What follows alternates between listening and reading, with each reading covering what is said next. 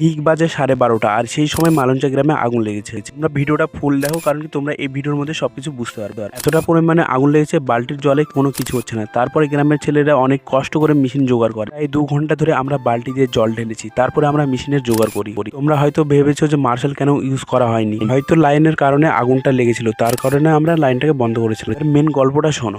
বাজে 12:30 আর সেই সময় এমন একটা আওয়াজ হয়, তার কারণে বাড়ির টিন সুদ্ধা কেঁপে ওঠে। আমাদের এই আওয়াজে মালঞ্চার লোকেদের ঘুম ভেঙে যায়, আর তার কিছুক্ষণের পরে অনেক চেঁচামেচি হয়। আর তারপরে আমিও বুঝতে পারি যে কিছু না কিছু হয়ে দৌড় মেরে এসে দেখছি পুরো আগুন লেগে গেছে। তাই বালতি দিয়ে জল ঢালাই করতে শুরু করে দিই আমরা সবাই মিলে। এই 2 ঘন্টা ধরে আমরা জল ঢালাই করেছিলাম বালতিতে। 2 ঘন্টা পর মেশিন চালু করা হয়েছে, তাও একটা সমস্যা রয়েছে, বারবার পাইপ খুলে যাচ্ছে। কোনো মতো কেউ হাল ছাড়ে না, তাও কোনো মতো আমরা আগুনটাকে কন্ট্রোলে নিয়ে আনি।